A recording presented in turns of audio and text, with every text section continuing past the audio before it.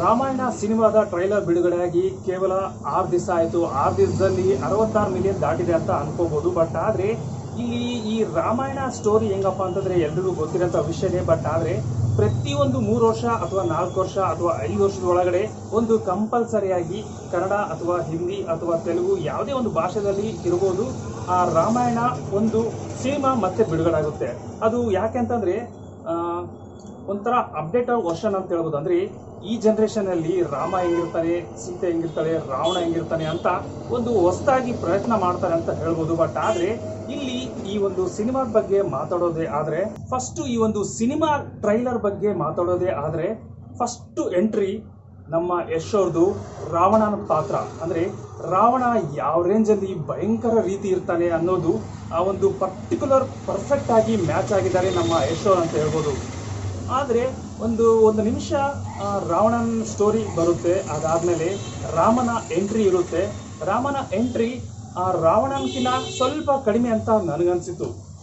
ಯಾಕಂತಂದರೆ ರಾವಣನ ಪಾತ್ರ ತುಂಬ ಹೈಲೈಟ್ ಆಗಿ ಬಂದಿದೆ. ಯಾಕಂತಂದರೆ ನಮ್ಮ ಯಶ್ ಅವರು ಪರ್ಫೆಕ್ಟ್ ಆಗಿ ಆ ಒಂದು ಪಾತ್ರಕ್ಕೆ ಪರ್ಫೆಕ್ಟ್ ಆಗಿ ಮ್ಯಾಚ್ ಆಗಿದ್ದಾರೆ. ಅದೇ ರಾಮನ ಪಾತ್ರಕ್ಕೆ ರಣಬೀರ್ ಸಿಂಗ್ ಎಷ್ಟರ ಮಟ್ಟಿಗೆ ಅವರು ಆ ಕ್ಯಾರೆಕ್ಟರ್ಗೆ ಸೂಟೇಬಲ್ ಆಗಿದ್ದಾರೆ ಅಂತ ಕೆಳಗಡೆ ಕಮೆಂಟ್ ಮಾಡಿ. ಪಬ್ಲಿಕ್ ಟಾಕ್ ನೋಡೋದಾದರೆ ಸ್ವಲ್ಪ ಕಮ್ಮಿನೇ ಇದೆ.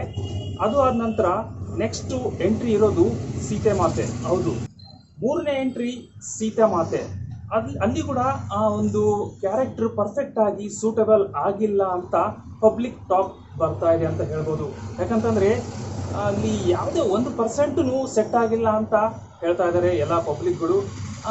ಈ ಒಂದು 3 ಎಂಟ್ರಿ ಆದಮೇಲೆ ಒಂದು ಸ್ಟೋರಿ ಅನ್ನೋದು ಸ್ವಲ್ಪ ಒಂದು ಸ್ಟೋರಿ ಸ್ಟಾರ್ಟ್ ಆಗುತ್ತೆ.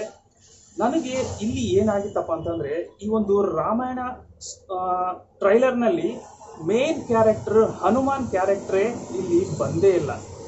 ಒಂದು ವೇಳೆ ಹನುಮಾನ್ ಕ್ಯಾರೆಕ್ಟರ್ ಸ್ವಲ್ಪ ಆದರೂ ಅಲ್ಲಿ ತೋರಿಸಿದ್ರೆ ತುಂಬ ಹೈಲೈಟ್ ಆಗಿ ಇರ್ತಾ ಇತ್ತು ಅಂತ ನನ್ನ ಅನಿಸಿಕೆ. ಹನುಮಾನ್ ಕ್ಯಾರೆಕ್ಟರ್ ಯಾರು ಮಾಡ್ತಾ ಇದ್ದಾರೆ ಅಂತಂದರೆ ಸನ್ನಿ ಡೇಲ್.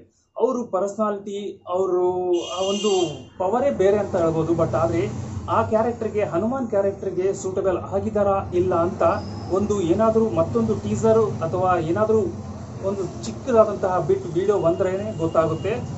ಓವರಾಲ್ ಆಗಿ ಹೇಳೋದಾದರೆ ಸಿನಿಮಾದ ಟ್ರೈಲರ್ ತುಂಬ ಹೈಲೈಟ್ ಆಗಿದೆ. ಬಟ್ ಆದರೆ ಇಲ್ಲಿ ಅವ್ರವ್ರ ಪಾತ್ರದ ಬಗ್ಗೆ ಸೆಟ್ ಆಗಿಲ್ಲ ಅಂತ ಪಬ್ಲಿಕ್ ಟಾಕ್ ರಿವ್ಯೂ ಬರ್ತಾ ಇದೆ ಅಂತ ಹೇಳ್ಬೋದು.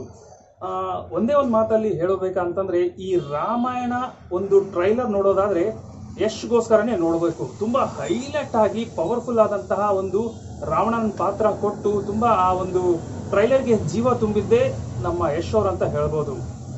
ನಮಗನ್ಸಿರೋ ಪ್ರಕಾರ ನಾವು ಹೇಳಿದ್ವಿ. ಬಟ್ ನಿಮಗೆ ಏನು ಅನಿಸ್ತಾ ಇದೆ ಅಂದರೆ ಅವ್ರವ್ರು ಪರ್ಫೆಕ್ಟ್ ಆಗಿ ಕ್ಯಾರೆಕ್ಟರ್ಗೆ ಸೂಟೇಬಲ್ ಆಗಿದ್ದಾರಾ ಇಲ್ವಾ ಅಂತ ಕೆಳಗಡೆ ಕಮೆಂಟ್ ಮಾಡಿ.